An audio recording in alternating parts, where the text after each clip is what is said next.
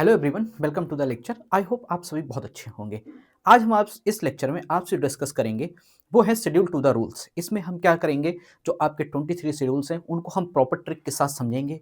एक एक के ट्रिक हम समझेंगे और उसको हम अप्लाई करेंगे, और इसी के साथ साथ हम सारे शेड्यूल्स को कनेक्ट करेंगे, प्रॉपर तरीके से समझेंगे। क्योंकि ड्रग इंस्पेक्टर के एग्जाम में या आपका जो भी आपका कॉम्पिटेटिव एग्जाम है, जीपैट हो गया, नाइपर हो गया, वहाँ पे आपका ड्रग एंड कॉस्मेटिक बहुत ज़्यादा इंपॉर्टेंट हो जाता है। इसलिए मैंने इसका एक सेपरेट लेक्चर भी बनाना चाहा, जिससे क्या है कि आप लोग इससे पूरी तरीके से इसको समझ सकें। क्योंकि मैंने जब आपको इंट्रो दिया था डीएनसी एक्ट का, उस टाइम मैंने आपको बताया था शेड्यूल, लेकिन उस टाइम क्योंकि मैंने आपको सारे शेड्यूल्स नहीं बताए थे, कुछ इंपॉर्टेंट्स ही बताए थे। तो आज इस लेक्चर में आपके साथ मैं सारे सारे शेड्यूल्स को डिस्कस करूंगा प्रॉपर ट्रिक के साथ। तो आइए स्टूडेंट्स, सबसे पहला ये शेड्यूल यहाँ पे जो है वो आप देखिए, शेड्यूल ए। ठीक है, इससे पहले ये देखिए शेड्यूल ए। इससे पहले मैं आपको एक चीज और बता देता हूं। शेड्यूल जो थे मैंने आपको बताए थे, दो तरीके के थे। एक था आपका एक्ट से रिलेटेड, दूसरा था आपका रूल्स में। ठीक है, एक्ट में क्या थे, दो आपके शेड्यूल थे। ठीक है, और रूल्स में कितने शेड्यूल थे, 23 शेड्यूल्स थे। ठीक है, जो 23 जो आपके रूल्स में थे उन्हीं को हम आज यहाँ पे एक्सप्लेन करेंगे और प्रॉपर तरीके से एक एक शेड्यूल्स को ट्रिक के साथ समझेंगे। ठीक है स्टूडेंट्स, देखिए सीधी सी बात है, मैं आपको एक ट्रिक समझाता हूं। आप एक बात बताइए, आप अभी बिल्कुल शेड्यूल को मत याद रखिए। सपोज करिए आप एक क्लास में हैं और आप कहीं गए हैं, एडमिशन कराना है आपको। सपोज करिए आप हायर कॉलेज में या कहीं पे भी आपको एडमिशन कराना है। तो सबसे पहले आप जब उस कॉलेज को विजिट करते हैं, आपको कॉलेज पसंद आ गया, उसके बाद आप क्या करते हैं। अब आपको एडमिशन लेना है तो आप क्या करोगे, कॉलेज में एप्लीकेशन फॉर्म को क्या करोगे, फिल करोगे। एप्लीकेशन फॉर्म फिल हो जाएगा, उसके बाद आप अपना एप्लीकेशन फॉर्म क्या करोगे, वहाँ पे सबमिट कर दोगे। फिर क्या होगा, जब आप एप्लीकेशन फॉर्म सबमिट करोगे तो आपसे सीधी सी बात यही कहा जाएगी कि क्लास को अटेंड करने से पहले आप क्या करिए, क्या जमा कर दीजिए, फीस जमा कर दीजिए। तो इन दो चीजों को बहुत याद रखना। जैसे ही आपने एंट्री ली शेड्यूल में, आपको क्या करना है, तुरंत क्या करना है, फॉर्म को फिल करना है, जिसको हम क्या बोलते हैं, एप्लीकेशन फॉर्म। तो यहाँ पे आप ध्यान रखिएगा, ए का मतलब हुआ एप्लीकेशन। ठीक है, तो किससे रिलेटेड होता है, एप्लीकेशन, लाइसेंस एंड रिन्यूअल से रिलेटेड होता है। एक वर्ड आप याद रखेंगे एप्लीकेशन, तो आपको आगे का भी याद रहेगा। ठीक है, अब आपने क्या किया, उसके बाद आपको क्या सबमिट करनी थी, फीस सबमिट करनी थी। तो शेड्यूल बी में जो आता है वो आपके किससे रिलेटेड चीजें आती हैं, फीस से रिलेटेड चीजें आती है। तो आपको ये दो चीजें याद हो गई होंगी यहाँ पे। ठीक है, उसके बाद आता है आपका शेड्यूल सी एंड सी1। बहुत इंपॉर्टेंट होता है। अगर आप ड्रग इंस्पेक्टर की प्रिपरेशन कर रहे हैं तो आपको पता है कि इस टाइम जो आपकी यूपीपीएससी की जो वैकेंसी आई हुई है, उसमें क्या मांगा हुआ है, 18 मंथ का यहाँ पे एक्सपीरियंस मांगा हुआ है। जिसमें से आप लोग काफी लोग थोड़ा सा चिंतित भी हैं कि ये हटेगा या नहीं हटेगा, तो वो अभी भी एक कंफ्यूजन का विषय बना हुआ है। तो ये यहाँ पे अगर आपको शेड्यूल सी के ट्रिक ना भी पता चले तो भी आपको याद रहेगा कि शेड्यूल सी में क्या आता है। शेड्यूल सी में जो आपके आते हैं, बायोलॉजिकल प्रोडक्ट्स आते हैं और कुछ स्पेशल प्रोडक्ट आते हैं, जैसे कि सेरा, वैक्सीन, इंसुलिन, एंटीबायोटिक से रिलेटेड इसमें चीजें आती हैं। ठीक है, उसके बाद आता है आपका शेड्यूल डी। ठीक है, अब डी है तो आप प्रिपरेशन किसकी कर रहे हैं स्टूडेंट, डीआई की प्रिपरेशन कर रहे हैं, डीआई। ठीक है, आप दो ट्रिक है यहाँ पे, आप ऐसे भी याद रख सकते हो, डोंट नीड टू इंपोर्ट ऐसे करके भी याद कर सकते हो विद रिस्ट्रिक्शन, या आप ऐसे भी याद कर सकते हो, डी आई, डी मतलब शेड्यूल डी और आई मतलब इंपोर्ट, ऐसे याद कर सकते हो। तो क्या रखोगे यहाँ पे, आपकी सीधी सी बात है, एग्जेम्प्टेड है ये किससे, छूट प्राप्त, किससे रिलेटेड, आपके इंपोर्ट से रिलेटेड। ठीक है, अभी यहाँ पे देखना, आप दो चीजों को बहुत अच्छे से याद कर लेना, एक शेड्यूल डी और दूसरा शेड्यूल की। देखना इन दोनों ही आपस में मिलते जुलते हैं। यहाँ पे होता है exempted from the certain import से रिलेटेड होता है, और आपका जो शेड्यूल के होता है वो आपका किससे रिलेटेड होता है, आपका मैन्युफैक्चरिंग से रिलेटेड होता है। अभी आगे बढ़ते हैं तो मैं आपको सारी चीजें बताता हूँ। ठीक है, ये चीज आप समझ गए होंगे। आप दोनों में से कोई भी एक ट्रिक आप याद कर सकते हैं। फिर आपका आता है शेड्यूल ई1। ई बहुत ही आप खुद ही समझ सकते हो, जैसे कोई चीज है आपने खाई और आपको अच्छी नहीं लगी। ठीक है, जस्ट यहाँ पे पॉइजन की बात हो रही है, ट्राई करने की बात नहीं हो रही है पॉइजन को। तो होता क्या है, जैसे कि आपने कोई चीज, ऐसी चीज खाई जिससे आपको वो अच्छी नहीं लगी, तो आप क्या करते हैं, ई ऐसा कुछ निकलता है आपके मुंह से। तो ई तो आप क्या है, ई तभी निकलता है जब चीज क्या होती है, बैड होती है। तो आप क्या करते हो, यहाँ पे पॉइजनस के केस में भी आप ऐसे निकाल सकते हो, इविल, इविल भी उसको इंडिकेट कर सकते हो, या आप पॉइजन को ई ऐसे एक अपने माउथ एक्सप्रेशन से भी आप समझ सकते हो। तो ई तो क्या हो गया, ई का मतलब क्या होगा, यहाँ पे क्या आते हैं आपके पॉइजनस सब्सटेंस आते हैं। ठीक है, ये भी आपको क्लियर हो गया हो। फिर हम आगे बढ़ते हैं और आगे आपको बताते हैं। देखिए शेड्यूल एफ। ठीक है, एफ भी आपका इंपॉर्टेंट है। अब मैं एफ, देखिए यहाँ पे एक ट्रिक लिखी हुई है, एफ फॉर फॉरेन पार्टिकल्स। आप ऐसे भी याद रख सकते हैं foreign particles in the blood. और आप एक चीज से और याद रख सकते हैं, जैसे एफ है तो एफ का मतलब क्या होता है, फ्रूट।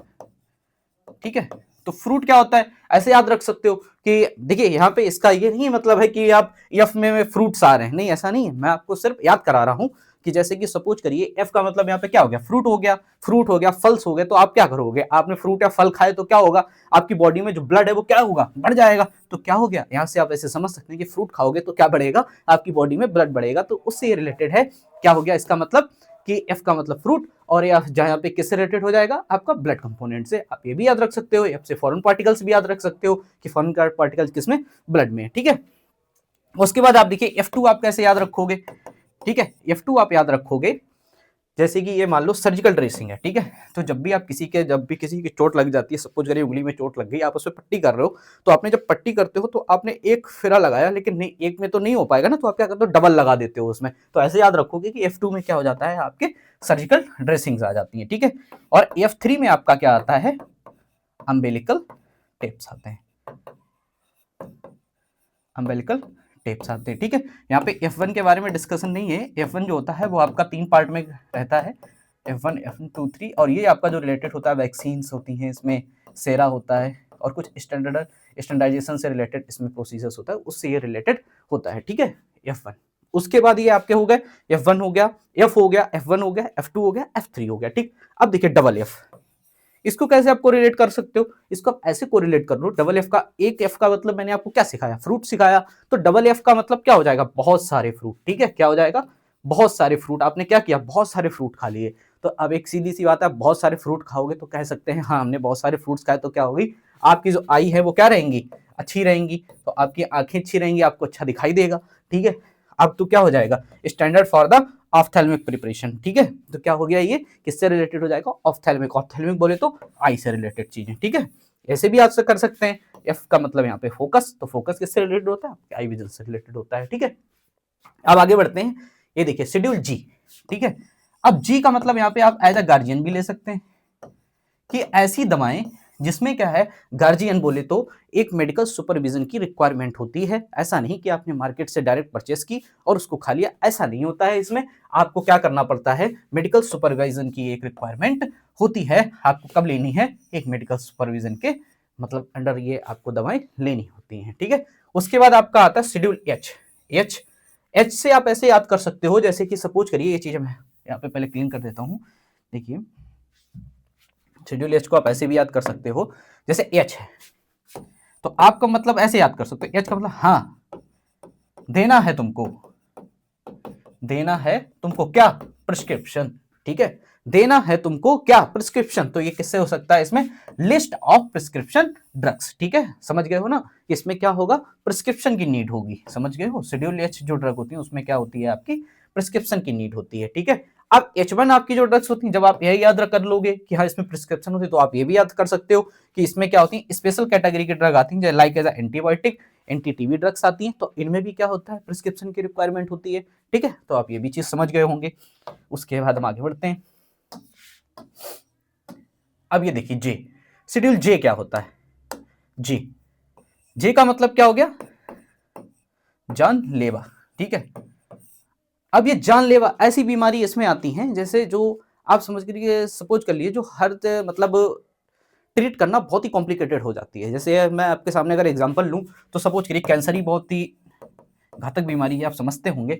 और कैंसर का कोई ऐसे आपके सामने दावा करे कि आइए और कैंसर हम 15 दिन में या 20 दिन में, आपका 25 दिन में ठीक कर देंगे, तो ये बात बिल्कुल ही गलत है। कोई ऐसे क्लेम नहीं कर सकता। अगर कोई ऐसा क्लेम करता है तो वो किसके अंतर्गत आएगा, शेड्यूल जे के अंतर्गत आएगा। ऐसा इसके अंदर जो ऑफेंस होता है वो आप इस कैटेगरी में आ जाओगे। ठीक है, कोई ये कहता है, को बहुत लोग होते हैं कहते हैं ये चीज ले लो, कुछ भी आपको दे दिया। जैसे सपोज करो कोई आपको क्या बोले, इस तरीके का आपसे कोई कह दे कि हाँ मुझे क्या है, ऐसे बोल दे कोई आपसे, अच्छा आपको फीवर आता है तो आप क्या करिए, आइए हमसे मिलिए, हम क्या करते हैं आपके लिए एक ताबीज बना देते हैं। एक ताबीज बना दिया, या कुछ तिलिस्म आपके लिए, कुछ भी आपके झाड़ फूक जो चीजें आती है ना, कि हम आपके ऊपर झाड़ा फूक कर देंगे तो क्या हो जाएगा, आप ठीक हो जाओगे। तो ऐसी चीजें किस में आ जाती हैं, आपकी शेड्यूल जे में आ जाएंगी। ठीक है, ऐसे आप याद रखिएगा। आप जानलेवा वर्ड से याद रखेंगे तो आपको कैंसर वर्ड याद रहेगा, तो वहां से आप क्लिक कर लोगे। ठीक है, कि मैंने आपको भी बताया था जब आपको डी पढ़ा रहे थे तो वहां पे डीआई के नाम से मैंने बता दिया था डी, तो आई का मतलब वहां पे क्या था, इंपोर्ट, तो एग्जेम्प्टेड फ्रॉम इंपोर्ट था वहां पे। यहाँ पे क्या रहता है, एग्जेम्प्टेड फ्रॉम द, किससे रहता है, मैन्युफैक्चरिंग से रहता है। ये आप याद रखना, डी एंड के, डी में क्या होता है इंपोर्ट और के में क्या होता है आपका मैन्युफैक्चरिंग रहता है, ठीक है। उसके बाद होता है, उसके बाद आपका आता है शेड्यूल एल आता है, ठीक है। शेड्यूल एल जो होता है वो किससे रिलेटेड होता है, आप समझ सकते हैं, जीएलपी होती है इसमें, गुड लैबोरेटरी प्रैक्टिस। क्या रहती है, गुड लैबोरेटरी प्रैक्टिस रहती है, ठीक है। यहाँ पे मेंशन नहीं था, मैंने मेंशन कर दिया, गुड लैबोरेटरी प्रैक्टिस, ठीक। उसके बाद आपका आता है शेड्यूल एम। एम किससे रिलेटेड होता है, गुड मैन्युफैक्चरिंग प्रैक्टिस, क्योंकि अब यहाँ पे देखिए कोड वर्ड इनके लिखे हुए हैं, एम का मतलब यहाँ पे सीधी सी बात है किससे रिलेटेड है, ये मैन्युफैक्चरिंग से रिलेटेड है, ठीक। अब शेड्यूल एम को क्या किया गया है, 3 पार्ट में कन्वर्ट किया गया, M1, M2 और M3, ठीक है। तो M1, M2, M3 को कैसे याद रखोगे, मैंने आपको जब पहले लेक्चर पढ़ाया था ड्रग एंड कॉस्मेटिक का, वहां पे मैंने बताई थी ये ट्रिक कि यहाँ पे देखिए होम्योपैथिक से रिलेटेड है, ये किससे रिलेटेड है, कॉस्मेटिक से रिलेटेड है, ये किससे है, मेडिकल डिवाइस से रिलेटेड है। तो आप इसको ऐसे याद कर लीजिए, HCM। जैसे कि आपने जब मैथ पढ़ी होगी ना बचपन में, तो वहां पे आप पढ़ते हो HCM LCM कैसे सॉल्व करते हैं, तो ऐसे याद कर लो यहाँ पे HCM वर्ड से, ठीक है। तो क्या हो जाएगा, H का मतलब होम्योपैथिक, C का मतलब कॉस्मेटिक और M का मतलब मेडिकल डिवाइस से हो जाएगा, ठीक है, क्लियर। आगे देखिए, आगे आता है आपका शेड्यूल एन, ठीक है। अब एन में क्या होता है, नीड, जैसे कि यहाँ पे ट्रिक लिखी हुई नीड, मतलब हमें आवश्यकता है ही। तो आपको क्या करना होता है, अगर आपको अपनी कोई फार्मेसी ओपन करनी है या आपको अपना मेडिकल स्टोर ओपन करना है, ठीक है, फार्मेसी आपको मेडिकल स्टोर ओपन करना है, तो उसके लिए क्या क्या चीजों की रिक्वायरमेंट होती है, वो सारी चीजें किस में होती हैं, शेड्यूल एन में होती हैं, ठीक है, कि आपको कौन कौन से इक्विपमेंट्स की नीड है। बात आ गई समझ में आपको, ठीक। अब यहाँ पे आ जाते हो ओ, यहाँ पे 2 तरीके से आप याद कर सकते हो ओ, जैसे कि सपोज करियो यहाँ पे थिंक ऑफ द ओयल, आप ऐसे भी याद कर सकते हो, सोच सकते हो, हाँ ओ का मतलब ओयल, तो आप कैसे ओयल याद कर लोगे, तो यहाँ पे क्या हो गया, एल्कोहल टाइप के, जैसे डिटॉल, ठीक है, ऐसे आप याद कर सकते हो, फिनॉल, ये चीज आप याद कर सकते हो। एक चीज और याद कर सकते हो, ओ मतलब क्या होता है, जैसे सपोज करिए आप अपने घर में गए, आप कहीं भी गए, जैसे सपोज करिए आप कहीं घूमने गए, आपने वहां पर क्या देखा, बहुत सारी गंदगी है, तो आपके मुंह से यही निकलेगा, ओ तेरी कितना गंदा है यहाँ पे, ठीक है। तो इस तरीके से क्या होता है, गंदा है तो किससे रिलेटेड हो जाएगा, वो आपका डिसइंफेक्टेंट से रिलेटेड हो जाएगा, ठीक है, बात समझ रहे हो आप, ये चीज होगी। उसके बाद आती है पी, पी ऐसे ही निकल रहा है, एक पी का मतलब आपका क्या हो गया, यहाँ पे पीरियड से, लाइफ पीरियड, और एक आपका किससे हो गया, पैकेजिंग से हो गया, ये बात याद रखना, ठीक। आर, अब आर का मतलब यहाँ पे आप समझ सकते हो, आर से आप ऐसे भी इंडिकेट कर सकते हो, रबड़, ठीक है, तो रबड़ की चीजें, जैसे कि इसमें कॉन्ट्रासेप्टिव्स आते हैं, और हिंदी में आप अगर ऐसे बोलोगे तो आर का मतलब आप बोल सकते हो रोक थाम भी बोल सकते हो, तो रोकथाम बोलोगे तो किसके लिए यूज होती है, रोकथाम की चीजों के लिए, कॉन्ट्रासेप्टिव्स की जरूरत होती है। तो वहां पे क्या हो सकता है, शेड्यूल आर में किसके बारे में बताया जाता है, शेड्यूल आर में जो आपको बताया जाता है वो कॉन्ट्रासेप्टिव्स के बारे में बताया जाता है। अब आपका यस है, ठीक है, यस का मतलब यहाँ पे देखिए सीधा सा बढ़िया वर्ड लिखा हुआ है, यस मतलब सुंदरता। अब सुंदरता कैसे आएगी, जब आप कॉस्मेटिक्स का यूज करोगे, ठीक है, तो आपने कॉस्मेटिक्स अप्लाई किया तो क्या होगा, आपको सुंदरता आएगी, ठीक है। अब यहाँ पे याद रखो शेड्यूल टी, अब टी आता है, ठीक है, यहाँ पे अब टी पे कैसे याद रखोगे, देखो टी का मतलब आप यहाँ से ट्री भी कर सकते हो, मैं यहाँ पे आपको बता थ्री, थ्री बोले तो क्या कहोगे, 3, मतलब शेड्यूल टी में कितनी चीजें आएंगी, 3 चीजें आएंगी, तो आपको इसमें 3 चीजें, आप देखो बाकी चीजों के लिए आपने पढ़ाई अभी होम्योपैथिक का पीछे पढ़ के आ गए थे, ठीक है। अब यहाँ पे सीधी सी बात, जब मैंने आपको M1 बताया तो वहां पे होम्योपैथिक का पढ़ के आ गए थे, लेकिन अब आपने आयुर्वेदा सिद्धा यूनानी छोड़ दिया, इन तीनों चीजों को देखो किसके लिए, आयुर्वेदा 1 नंबर, सिद्धा 2 नंबर और यूनानी 3 नंबर, जैसे आपको शेड्यूल एम होता है उसी तरीके से आपका शेड्यूल टी होता है, बट किसके लिए, शेड्यूल टी आपका काम करता है आयुर्वेदा सिद्धा एंड यूनानी पे काम करता है, ठीक है।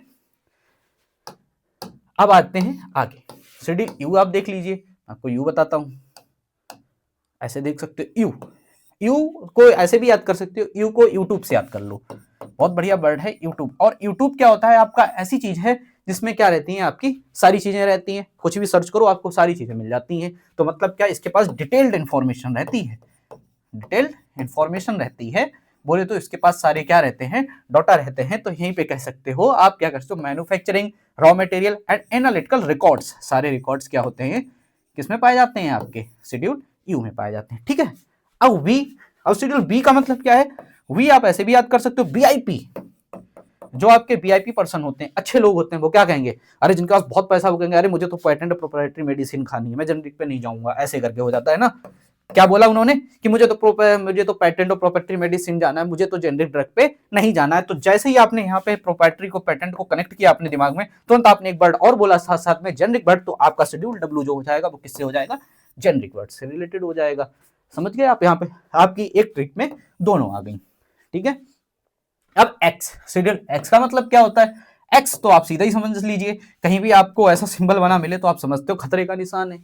तो एक्स का मतलब क्या हो गया, डेंजर। इसमें कौन सी ड्रग आती है आपकी, नार्कोटिक्स एंड साइकोट्रोपिक ड्रग्स आती हैं। ठीक है, अब वाई, अब वाई का मतलब क्या था, याक।